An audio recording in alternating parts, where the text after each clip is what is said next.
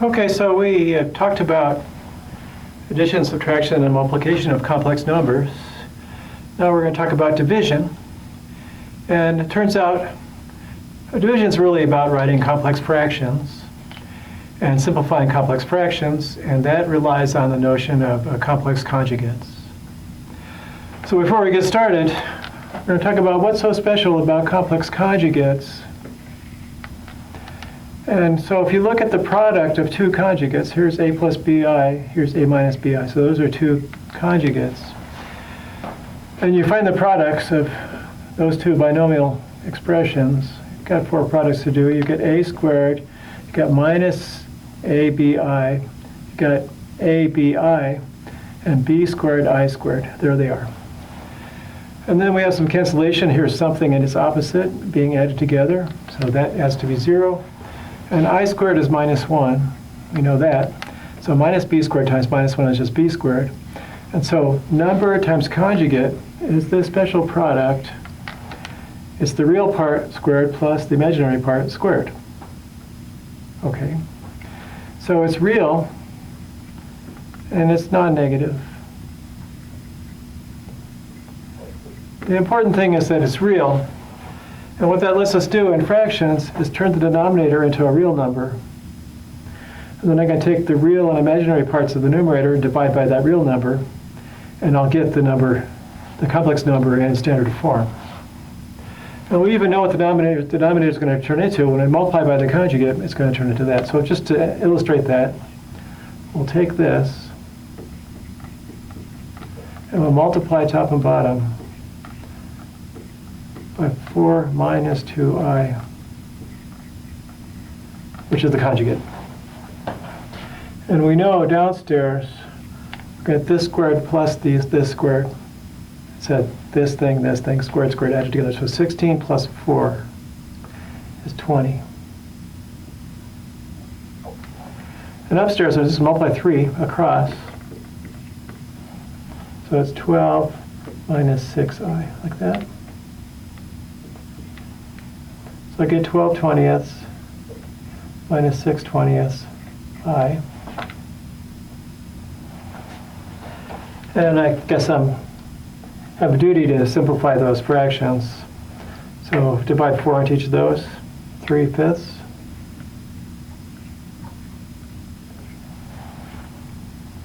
And 2 into each of those, 3/10. There we go. So that same strategy, I should put it here. We're going to multiply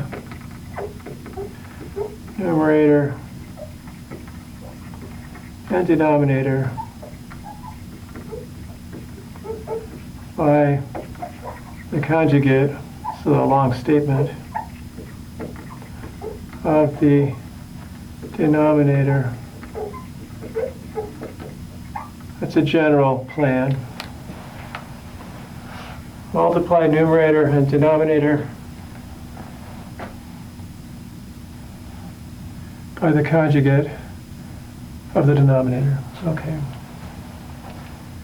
So we'll just take the conjugate of the denominator. That's the part we want to make into a real number. That's why we do it. So 3 plus I, 1 plus 2i, 1 minus 2i like that, 1 minus 2i like that. Downstairs I get 1 squared plus 2 squared is 5. Now I have to do work. 3 minus 6i plus I, another one here, minus 2i squared. All right. So that's 3 minus 6i plus I plus 2 over 5. And that's 5 plus minus 5i over 5. So that's going to be 1 minus I. So 5/5 minus 5/5 I. It's just 1 minus I. If we said that the usual plan is to multiply numerator and denominator by the conjugate of the denominator, if the denominator is a purely imaginary number, then we can get by, instead of using the conjugate, which would be minus 2i, we could just use I. It's still going to make this a real number, which is really the whole reason we use the conjugate. So if it's just an imaginary number, a purely imaginary number, we can just use I as our multiplier. So I'm going to do that. So 4 plus 3i. The conjugate would work. But when I see something that might be simpler, I go for it. There's I.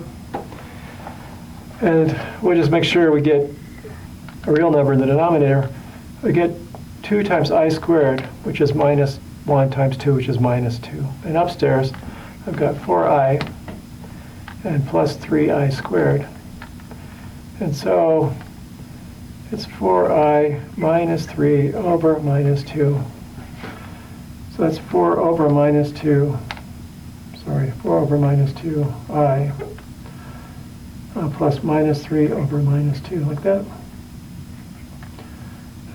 So that's 3 halves minus 2i. Okay. We did that. And then that's the one case where you might not use the conjugate. You still could, but I decided not to. Here's another one where we're going to use the conjugate. So here we go. 3i, 1 minus 5i. The conjugate is 1 plus 5i. Change the sign.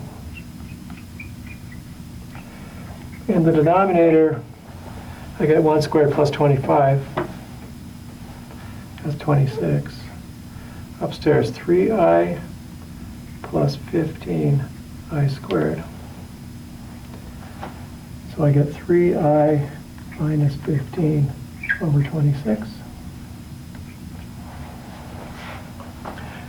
which is minus 15 over 26 plus 3 over 26i. Okay. Make sure everything's holding together here. We talked about conjugates. When you multiply a number by its conjugate, you get a real number that's the real part squared plus the imaginary part squared. If we have a fraction, we can multiply the numerator and denominator by the conjugate of the denominator, and that'll make the denominator into a real number. That allows us to split the complex number up into its real and imaginary part, possibly as fractions, and then simplify those fractions to simplify the fraction into a standard form for a complex number, so we can compare it to other standard forms of complex numbers.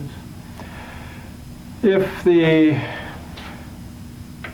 both numerator and denominator have a real and imaginary part, there's some effort involved, but there's no effort involved in the denominator because you can see what it has to come out to be. So it's 1 squared plus 4 squared. Upstairs I have 4 products to compute. There'll be an I squared, it'll be minus 1, minus 2, that's minus 1 to plus 2. Go to work, 5 minus 5, 5 minus 5 over 5. Write the two fractions down. Get 1 and minus 1 times I, so 1 minus I. When the denominator is an imaginary number, we can just use I instead of the actual conjugate if you want.